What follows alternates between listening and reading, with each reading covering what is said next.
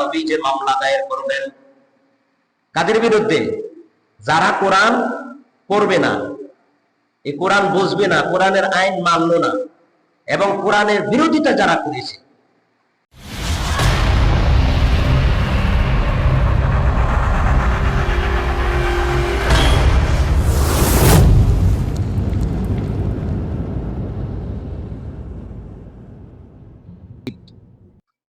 সম্মানিত মুসল্লিয়ান ইকরাম, আজকের আলোচ্য বিষয় হচ্ছে আমি সূরা কোরআনে কারিমের সূরাতুত তাওবা 9 নম্বর সূরা।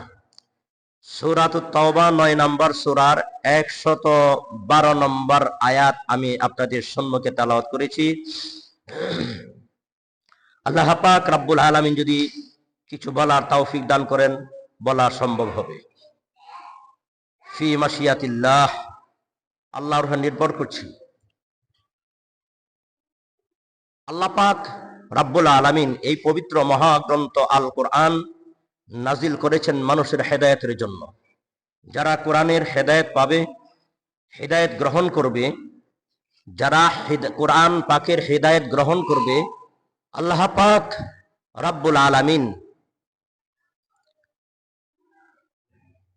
যারা কোরআনের আইন মেনে চলবে, কোরআনের হেদায়েত গ্রহণ করবে, আল্লাহ পাক রব্বুল আলামিন বলেন, ফামান তাবিআ হুদায়া ফালা খাউফুন আলাইহিম ওয়ালা হুম ইয়াহজানুন। তাদের কোনো ভয় নাই, তাদের কোনো চিন্তা নাই।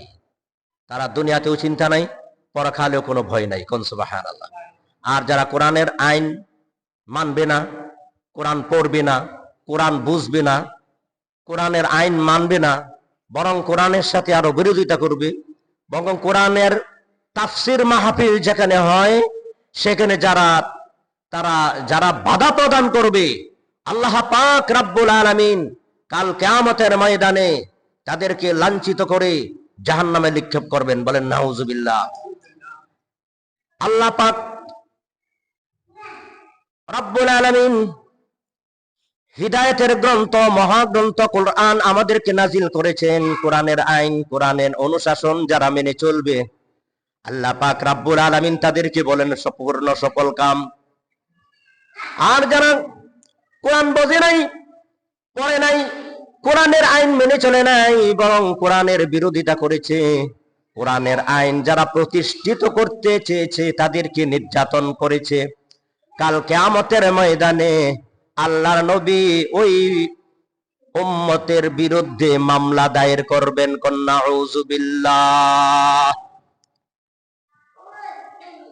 যারা কোরআন মানবে না, কোরআন পড়বে না, কোরআন বুঝবে না, কোরআনের আইন মানবে না,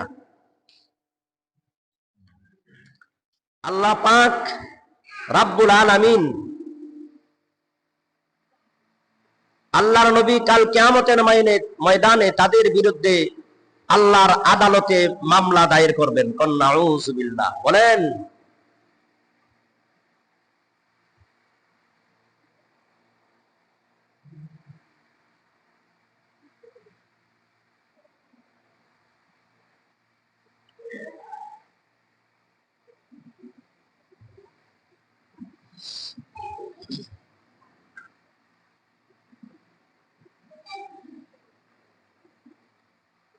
আল্লাহর নবী হুজুর আকরাম সাল্লাল্লাহু আলাইহি ওয়াসাল্লাম যারা কোরআনের বিরোধিতা করবে, কোরআনকে ঠাট্টা বিদ্রুপ করবে, কোরআনের আইন প্রতিষ্ঠা করবে না, যারা কোরআনের বিরোধিতা করেছে, যারা কোরআনের আইন প্রতিষ্ঠা করতে চেয়েছে তাদেরকে নির্যাতন করেছে, কাল কিয়ামতের ময়দানে আল্লাহর নবী সেই একদল লোকের বিরুদ্ধে আল্লাহর আদালতে মামলা দায়ের করবেন।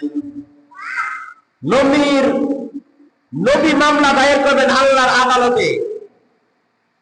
আর সেই মামলার আপিল করার মতো, সেই মামলাকে আপিল করার মতো পৃথিবীতে কোনো উকিল ব্যারিস্টার আছে? নাই।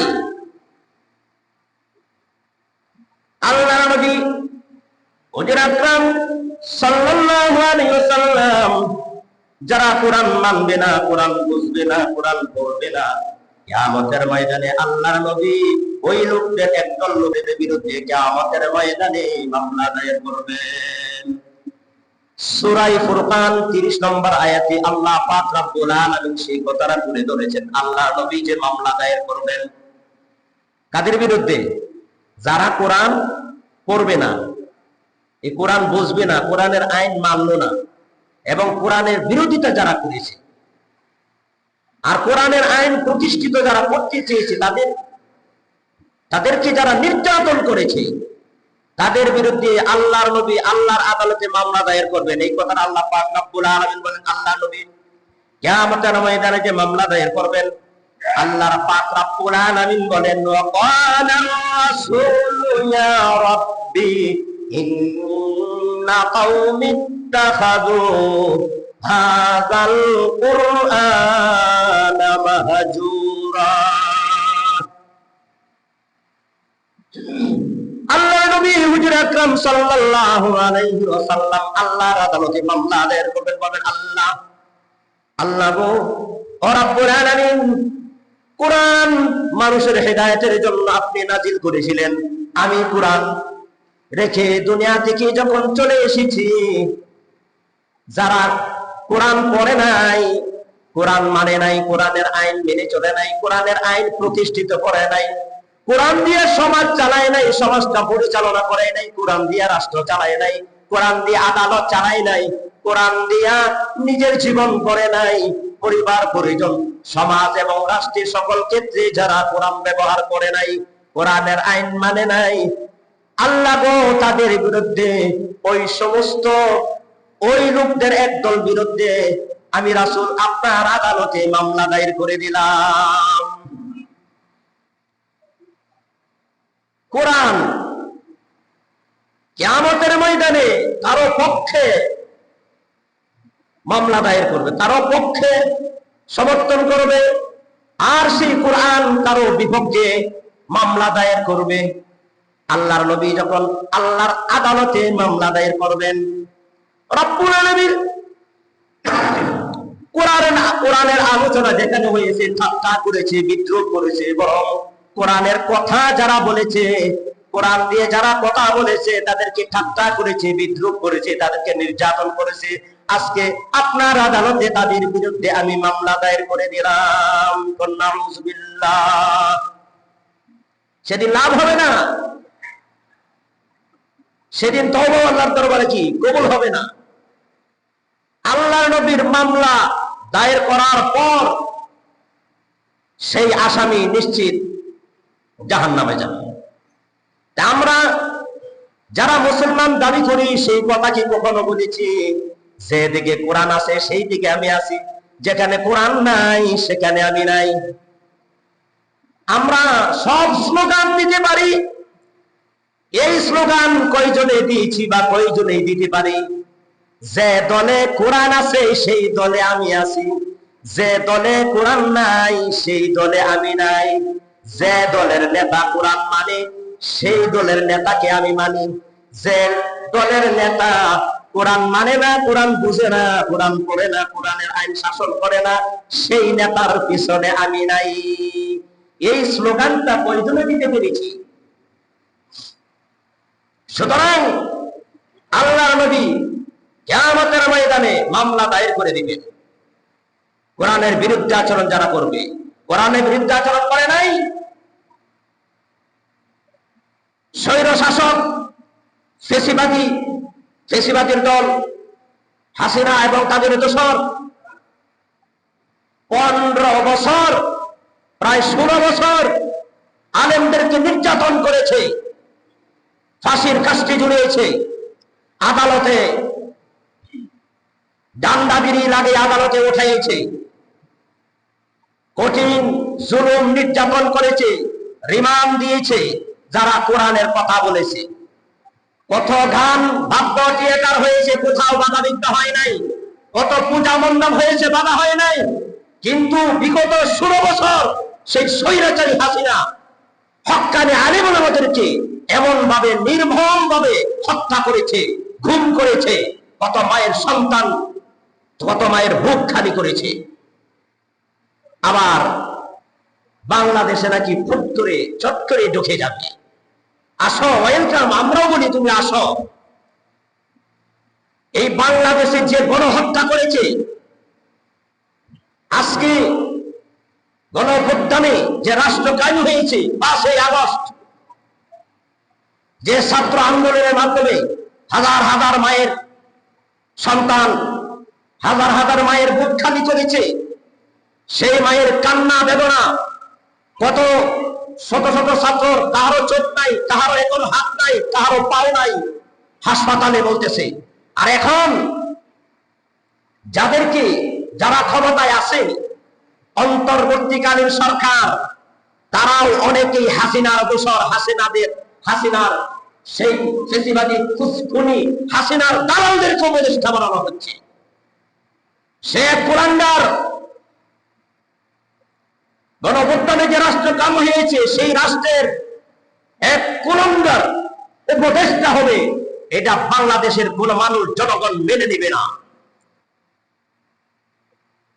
গোলাম মোস্তফা সরওয়ার ফারুকী, সেই লোকটা এত বড় জঘন্য আপনারা জানেন না। 5ই মে শাপলা চত্বরে যখন তাহাজ্জুদরত অবস্থায় অসংখ্য মাদ্রাসার মাসুম তালিবুল ইলমদেরকে, মাদ্রাসার ছাত্রদেরকে লক্ষ লক্ষ বুলেট ছুঁড়ে মাদ্রাসার ছাত্রদেরকে নির্মমভাবে পাখির মতন গুলি করে হত্যা করেছে, মাদ্রাসার ছাত্রদেরকে হত্যা করেছে, নির্মমভাবে খুন করেছে হাজার হাজার মানুষ। আর সেই লাশগুলি, অসংখ্য লাশ নদীতে ফেলে দিয়েছে, অসংখ্য লাশ ডাস্টবিনে ফেলে দিয়েছে, মেনহোলের ঢাকনা খুলে দিয়ে সেই লাশ সেখানে গুম করা হয়েছে, পেট্রোল দিয়ে লাশ, অসংখ্য লাশ জ্বালিয়ে দেওয়া হয়েছে। এত নির্মম ভাবে হাজার হাজার মায়ের বুক খালি করেছে, হাজার হাজার মানুষ খুন করেছে। আর সেই শাপলা চত্বরে লক্ষ লক্ষ বুলেট ছেড়ে দিয়ে যখন হাজার হাজার ছাত্রদেরকে এইভাবে নির্মম ভাবে হত্যা করলো, তখন সেই মোস্তফা সরওয়ার ফারুকী, সেই কুলাঙ্গার, সে ফেসবুকে স্ট্যাটাস দিয়েছে, আজ থেকে শাপলা চত্বর জঞ্জাল মুক্ত হয়েছে। নাউযুবিল্লাহ। আলেম বিদ্বেষী, কোরআন বিদ্বেষী, ইসলাম বিদ্বেষী, কোরআনের দুশমন, ইসলামের দুশমন, মুসলমানের দুশমন সেই মুস্তফা সরওয়ার ফারুকীকে উপদেষ্টা বানানো হয়েছে।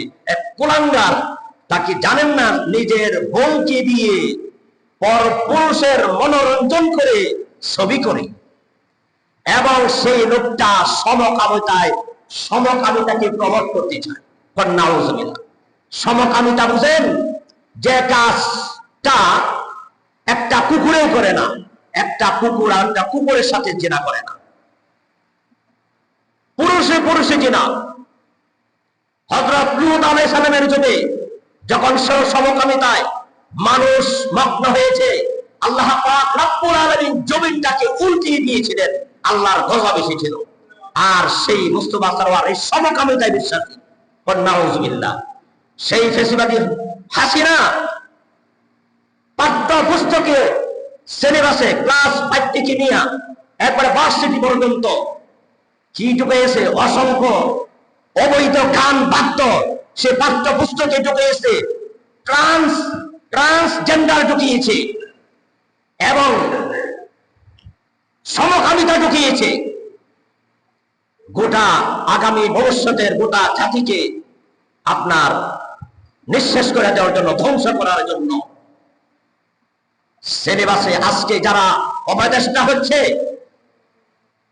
বাংলাদেশে আলেমদেরকে যখন ডান্ডাবেড়ি লাগায়া আদালতে উঠাইছে, আজকে তারা প্যান্টে হাত দিয়া কাউকে স্বাগত জানায়, যেমন শ্বশুরবাড়ি মেহমান গেছে, তারা আদালতে উঠাইছে, তাদের পরনে, তাদের হাতে হ্যান্ডকাপ নাই, তাদের কেন ডান্ডাবেড়ি নাই?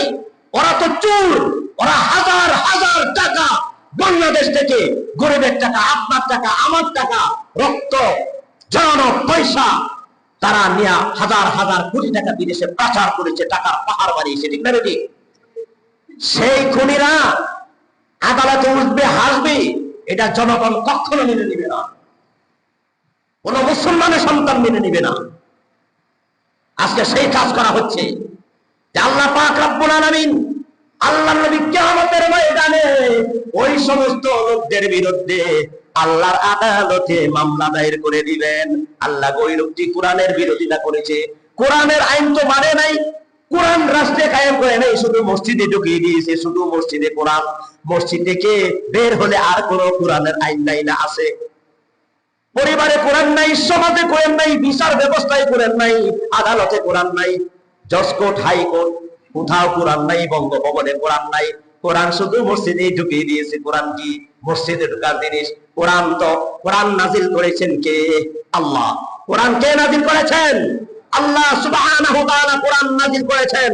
আলা লাহুল খালকু ওয়াল আমরু, সৃষ্টি যার, আইন চলবে তার। সুবহানাল্লাহ। এই কোরআন দিয়া রাষ্ট্র, যারা রাষ্ট্র চালায় নাই, সমাজ চালায় নাই, কাল কিয়ামতের ময়দানে কোরআন আল্লাহ পাকের আদালতে মামলা দায়ের করে দিবে। নাউযুবিল্লাহ। আগে মামলা দায়ের করবেন কি? নবীজি। আমাদের নবীজি আগে মামলা দায়ের করবেন, এরপরে কোরআনে মামলা দায়ের করবে। কোরআনে বলবে, হযরত আন সাঈদ ইবনে রাদিয়াল্লাহু তাআলা আনহু قال قال رسول الله صلى الله عليه وسلم يقول القرآن يا رب العالمين إن عبدك هذا اتخذني مهجورا فاقضي بيني وبينه। কিয়ামতের ময়দানে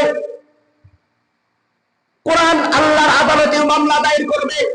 কোরআনে বলবে, আল্লাহ গো, তুমি কোরআন নাযিল করেছিলা মানুষের হেদায়েতের জন্য, কিন্তু একদল মানুষের বিরুদ্ধে কোরআন মামলা দায়ের করবে। আর আল্লাহর আদালতে বলবে, আল্লাহ আমাকে ধরে নাই, ছয় নাই, 6 মাস পরে তাকের মাঝে রয়ে গেছে ধুলাবালি, কত কিছু পড়েছে, কোরআনের যত্ন নেয় নাই, সারা বছর তালাওয়াত করে নাই, এই কোরআন ধরে নাই, ছয় নাই, পিটকিসের ভিতরে আলমারির উপরে কোরআন রেখে দিছে, দিনের পর দিন, মাসের পর মাস, বছরের পর বছর চলে গেছে, কোরআন তালাওয়াত করে নাই, কোরআন বুঝে নাই, কোরআন পড়ে নাই, এবং আমাকে ঠাট্টা করেছে, বিদ্রোহ করেছে, আমাকে মজলুম করে রেখে দিয়েছে, কোরআন সব জায়গায় এই কোরআনের বিধান চালু করে নাই।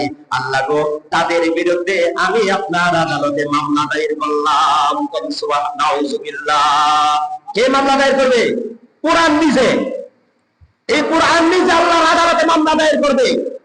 প্রথম মামলা দায়ের করবেন আল্লাহর নবী, এরপরে কোরআন মামলা দায়ের করবে আল্লাহর আদালতে। কোরআন নিজে মামলা দায়ের করবে। সেই মামলা আপিল করে পৃথিবীর কোন রাষ্ট্র নাই, পৃথিবীর কোন শক্তি কিয়ামতের ময়দানে কাজ হবে? কাজ হবে না। আফসোস করবে যে আজকের আলোচ্য বিষয় তাদের তওবা কবুল হবে না কাল কিয়ামতের ময়দানে। তবে তারা যদি এখনো তওবা করে, আল্লাহ পাক রব্বুল আলামিন তওবার দরজা খুলে রেখেছেন। তওবা করলে আল্লাহ পাক রব্বুল আলামিন তাদের গুনাহসমূহ মাফ করে দিবেন। সুবহানাল্লাহ। যত বড় পাপী হোক না কেন, যদি তওবা করে, অনুশোচনা অনুতপ্ত হয়, আল্লাহ পাক রব্বুল আলামিন তাদেরকে মাফ করে দিবেন। সম্মানিত মুসলিম کرام, আমি সূরাতুল বাকারার সূরাতে তওবার 112 নম্বর আয়াত তেলাওয়াত করেছি। সেই আয়াতে আল্লাহ পাক রব্বুল আলামিন বলেন 9টি কথা, আল্লাহর কথা। কয়টি কথা? 9টা কাজ। কয়টা কাজ? 9টা কাজ। মুমিনদের 9টা বৈশিষ্ট্য, 9টা গুণ। এই 9টি কথা আল্লাহ পাক রব্বুল আলামিন বলেছেন। যদি 9টা কথা কেউ মানে, এই 9টি গুণ অর্জন করে, আল্লাহ পাক রব্বুল আলামিন তাদেরকে জান্নাতের সুসংবাদ দিচ্ছেন। সুবহানাল্লাহ। আল্লাহ পাক রব্বুল আলামিন পড়েন সকলে আমার সাথে, আউযু বিল্লাহি মিনাশ শাইতানির রাজীম, বিসমিল্লাহির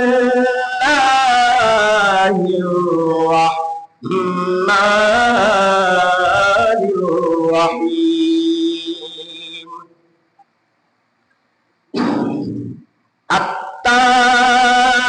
التائبون العابدون الحامدون السائحون الراكعون الساجدون الآمرون بالمعروف الآمرون بالمعروف والنهون عن المنكر والحافظين لحدود الله وبشر المؤمنين সুবহানাল্লাহ। এক নম্বর বৈশিষ্ট্য, এক নম্বর গুণ হচ্ছে আত্তাইবু, সে তওবাকারী হবে। কি? তওবা। গুনাহ করেছে, অপরাধ হয়ে গেছে, গুনাহ হয়ে গেছে, শয়তানের ধোঁকায় গুনাহ করে ফেলেছে, আল্লাহর কাছে যদি তওবা করে, আল্লাহ গো গুনাহটা হয়ে গেছে আমার, আমি আর এই গুনাহ করব না, আমি আর ভুল করব না, আল্লাহ তুমি আমার গুনাহ মাফ করে দাও, আল্লাহ পাক রব্বুল আলামিন গুনাহ মাফ করে দিবেন। নয়টি গুণ। এক নম্বর হলো তওবাকারী, আত্তাইবুন, যে তওবা করে, গুনাহ থেকে তওবা করে। দুই নম্বর বৈশিষ্ট্য হলো আল্লাহ আবিদুন, আল্লাহর ইবাদত করে, তওবা করার পরে আল্লাহর ইবাদত করে, ইবাদতে মগ্ন থাকে। ইবাদত শুধু মসজিদে ইবাদত করে না, সর্বক্ষেত্রে আল্লাহর ইবাদত করে। তিন নম্বর হলো আল হামিদুন, সর্ব অবস্থায় আল্লাহ তাআলার প্রশংসা করে। চার নম্বর গুণ হলো আস-সাইহুন, এবং সে রোজা পালন করে। এটার আরেকটি অর্থ হলো সিয়াহাকারী। আসতেছে পড়ে দুইটা অর্থ, একটা হলো রোজা পালনকারী, আরেকটা হলো আল্লাহর দিনে, আল্লাহর রাস্তায় সর্ব অবস্থায় সে দাওয়াতে রত থাকে। সুবহানাল্লাহ। কারণ আরেকটি অর্থ হলো সাঁতার কাটা। একটি মানুষ সাঁতার কাটতে গিয়া তার দুটি পাও এবং দুটি হাত, সমস্ত অঙ্গকে নাড়াচাড়া করতে হয়, ঠিক না বেঠিক? দুটি হাত ছেড়ে দেয় তাহলে তলিয়ে যাবে, হারিয়ে যাবে, নদীর তলায় পড়ে যাবে, ধ্বংস হয়ে যাবে, ঠিক না বেঠিক? আল্লাহ পাক রব্বুল আলামিন বলেন, হে নবী, সর্ব অবস্থায় আপনি দ্বীনের কাজে রত থাকবেন, আপনি দ্বীনের দাওয়াত দিতে থাকুন। মুহূর্তের জন্য যদি দ্বীনের দাওয়াতকে আপনি বন্ধ করে দেন, তাহলে আপনি ধ্বংস হয়ে যাবেন, আপনি গোমরা হয়ে যাবেন। নাউযুবিল্লাহ। ইবাদত থেকে যদি কেউ সরে যায়, পড়বে নামাজ, এখন তো বয়স মাত্র 20 বছর, 25 বছর, বাপ দাদার বয়স 40 বছর পরেই পড়বে। আরে ভাই আমার যুবক, তুমি কি জানো মৃত্যু উপরে বসে আছে, যখনই আল্লাহর হুকুম হবে তখনই পরাণ পাখি বের করে নিয়ে যাবে। ও যুবক, তোমার মতন কত শত শত যুবক আল্লাহ পাক রব্বুল আলামিন অ্যাক্সিডেন্টে ফালাইয়া হাসপাতালে ভর্তি করে রেখেছে, ঠিক না ঠিক? নামাজ পড়ে না, এখানে সেখানে বসে থাকে, অযথা সময় কাটায়। এই অবসর সময়ের হিসাব কিয়ামতের ময়দানে আল্লাহর দরবারে দিতে হবে। তোমাকে অবসর সময় দিয়েছিলাম। অসংখ্য মহিলা, আমার মা বোনেরা যারা আছে, স্বামী আছে বিদেশ, শরীরের ঘাম জড়ানো, রক্ত জড়ানো পয়সা পাঠায়, আর তারা আরামে খায় আর টিভি দেখে বয়ে বয়ে, নামাজ পড়ে না। এই হিসাব দিতে হবে আল্লাহর কাছে, কিয়ামতের ময়দানে জবাবদিহি করতে হবে। স্বামীর পরিশ্রমের পয়সা খাও, নামাজ নাই, টিভির চ্যানেল নিয়ে বসে থাকেন, কিয়ামতের ময়দানে কেউ আপনার সঙ্গী হবে না। ওই সমস্ত মহিলাদের যারা ঊর্ধ্ব অলঙ্গ অবস্থা চলে, পর্দা ছাড়া চলে, বেহায়াপনা, অর্ধ অলঙ্গ, নামাজ নাই, রোজা নাই, এবং অশ্লীলতায় নিমজ্জিত, পরকীয়ায় নিমজ্জিত যারা আসক্ত হয়েছে, কিয়ামতের ময়দানে তাদের বিরুদ্ধেও আল্লাহর নবী এবং আল্লাহর কোরআন তাদের বিরুদ্ধেও মামলা দায়ের করবে। নাউযুবিল্লাহ। সর্ব অবস্থায়। এরপরে আল্লাহ পাক রব্বুল আলামিন বলেন,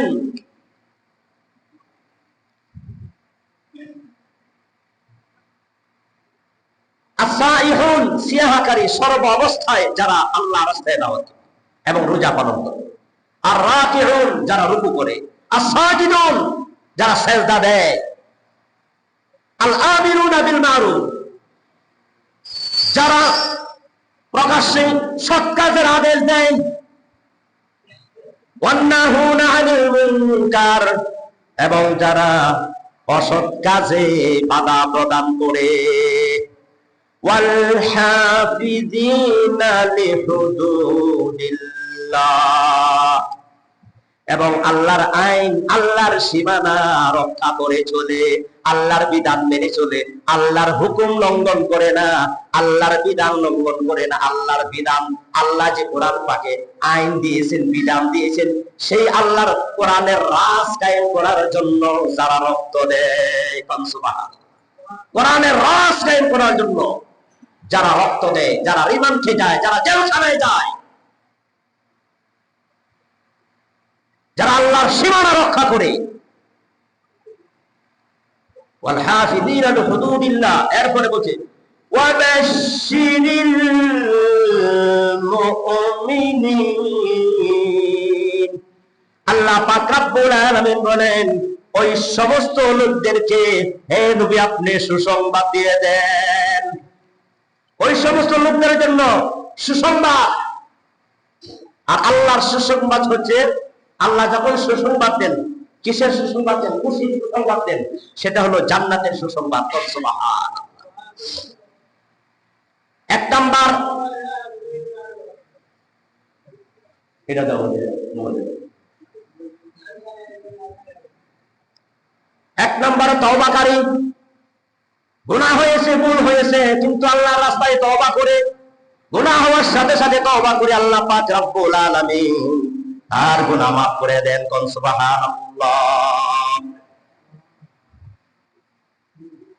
কার তওবা কবুল হবে, কারটা কবুল হবে না, সেটাও আল্লাহ পাক রব্বুল আলামিন কোরআন কারীমের সূরাতুন নিসা 30 নম্বর আয়াতে, 17 নম্বর আয়াতে আল্লাহ পাক রব্বুল আলামিন সূরাতুন নিসা বলেন, ইন্নামাত তাওবাতু আলাল্লাযীনা ইয়া'মালুনাস সূআ বিজাহালাতিন সুম্মা ইয়াতুবুনা মিন কারীবিন ফাউলাইকা ইয়াতুবুল্লাহু আলাইহিম ওয়া কানাল্লাহু আলীমান হাকীমা। আল্লাহ পাক বলেন, বান্দারে গুনাহ হয়ে গেছে, যারা গুনাহ হওয়ার সাথে সাথে আল্লাহর কাছে তওবা করে মাফ চায়, তওবার আরেক অর্থ হচ্ছে ফিরে আসা। আমরা তো মনে করি শুধু আস্তাগফিরুল্লাহ আস্তাগফিরুল্লাহ আস্তাগফিরুল্লাহ, সেটাই তওবা।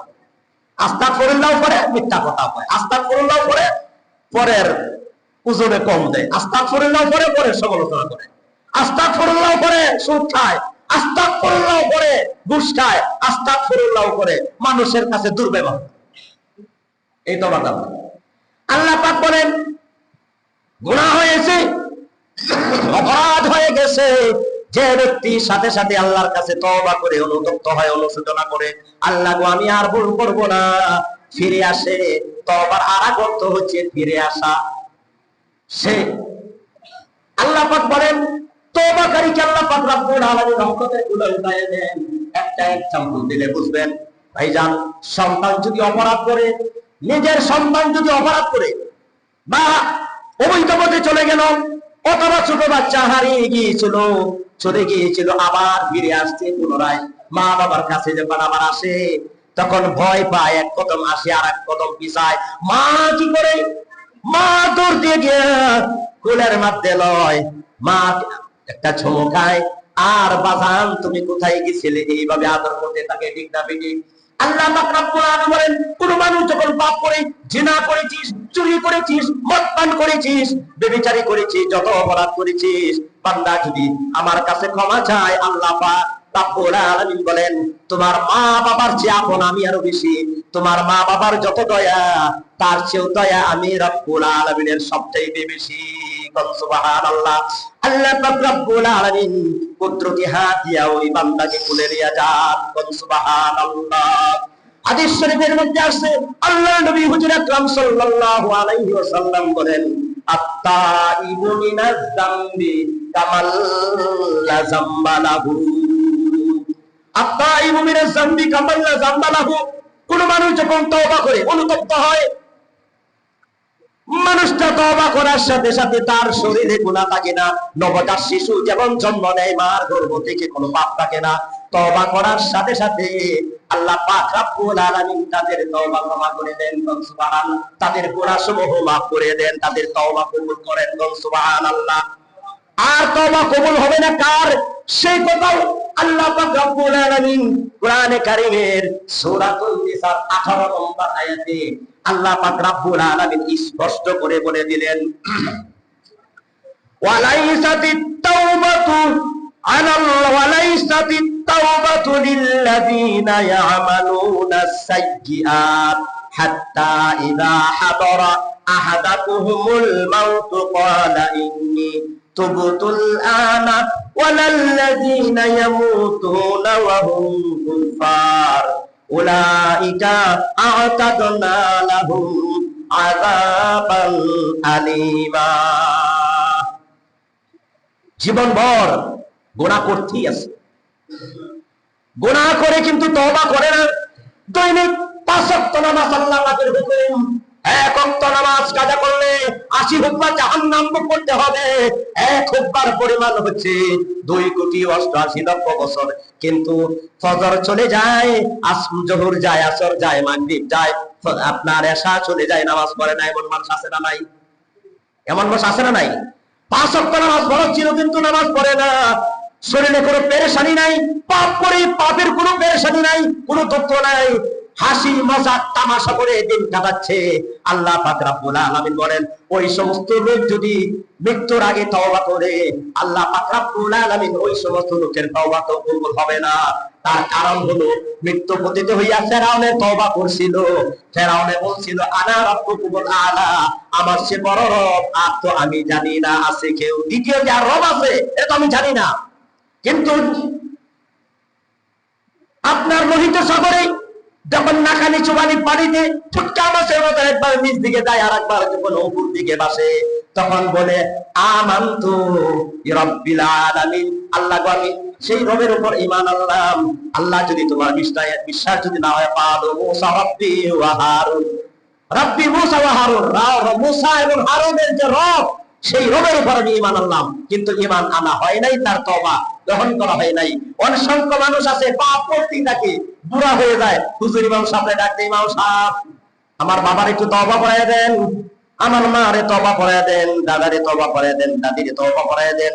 সেও নামাজ পড়ে না, দাদাও পড়ে নাই, দাদিও পড়ে নাই, হুজুরের কাছে আইছে তওবার লাগিয়া।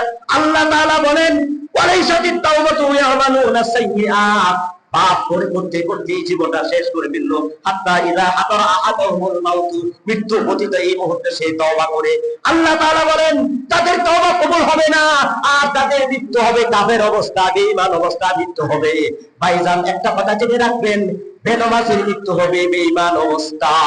নাউযুবিল্লাহ, বেনামাজের মৃত্যু বেঈমান অবস্থা হবে, তার তওবা কখনো গ্রহণযোগ্য হবে না। উলাইকা আ'তাদনা লাহুম আযাবান আলীমা, সেই ব্যক্তিরা কাফের অবস্থা মৃত্যু হবে এবং তার জন্য আল্লাহ পাক রব্বুল আলামিন কঠিন জাহান্নামের আগুন নির্ধারণ রেখেছেন। নাউযুবিল্লাহ। আল্লাহ পাক রব্বুল আলামিন আমাদেরকে সমস্ত গুনাহ থেকে তওবা করার তৌফিক দান করুন, বলেন আমিন।